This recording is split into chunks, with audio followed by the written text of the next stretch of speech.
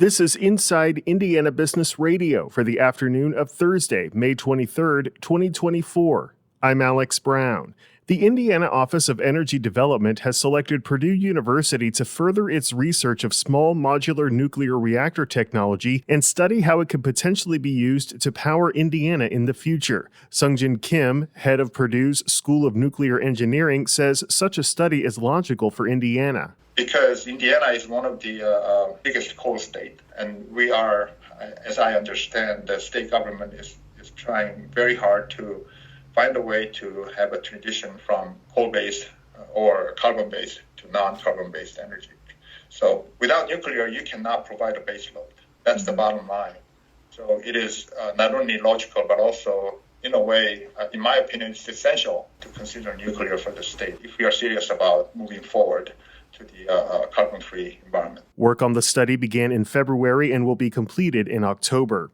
At the Global Economic Summit this morning in Indianapolis, Governor Eric Holcomb announced the state and Elevate Ventures have partnered on a new $100 million fund aimed at growth stage companies involved in cross-section innovation. The new fund, called the Elevate Ventures Growth Fund, will be aimed at companies with a $500 million or greater total addressable market. The fund will be started by a $25 million initial investment from Elevate Ventures, which plans to raise an additional $75 million through the private markets for the fund. Indianapolis-based board management software company Onboard has acquired Pittsburgh-based Govenda, the company's parent announced today. Financial terms of the deal are not being disclosed. Govenda has developed a software platform designed to equip corporate boards with artificial intelligence-based technology to improve decision-making and reduce compliance risks. The company's 25 employees will join Onboard's team of 250.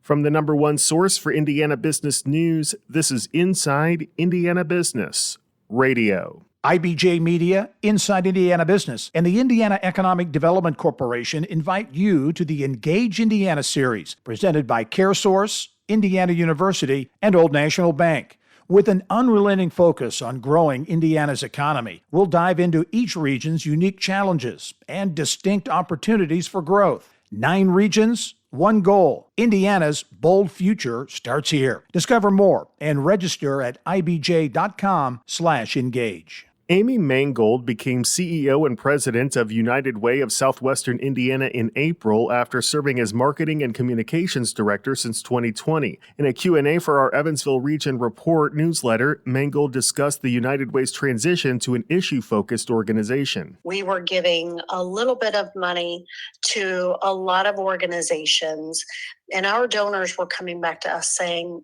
gosh, we give this money to you every year and you do some reporting, but what's really changing? Where is the impact? So back in 2017, 2018, the board embarked on a strategic plan, and that's when they said, we really need to focus around a community issue. Our community, through our community conversations, told us that individuals living in poverty and those working families who are still struggling to make ends meet is really one of our biggest community issues, if not the biggest community issue. And so we landed on that as our issue for our focus. You can read the full Q&A at InsideIndianaBusiness.com. The Hoosier Lottery projects it'll send more than $368 million in surplus revenue to the state, an increase from last year, according to presentations given at a Wednesday meeting. That's 10% or $32 million more than the lottery originally budgeted to deliver. The lottery expects to have earned an eye-popping $1.7 billion in revenue by July, which marks the end of its fiscal year. It'll have paid out $1.1 billion in prize expenses by then, according to the preliminary and unaudited data.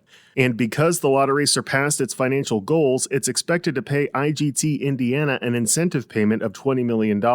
If it had come up short, the performance-based contract would have required the operator to hand over a shortfall payment.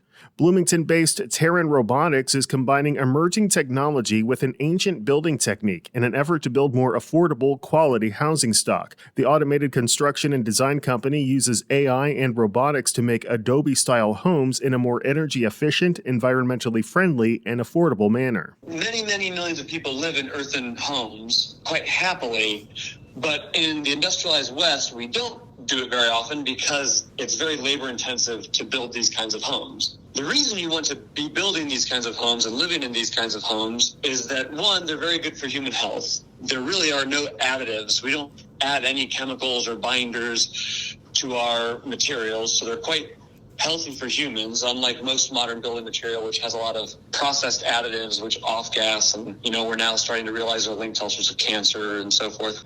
But they're also just there's very comfortable houses, right? Like they naturally and passively regulate humidity and temperature internally, which means you don't have to use so much active energy to heat or cool or dehumidify your house. Founding designer Jacob Bauer-Beer says the process allows Terran to build smaller houses to increase housing density in a community.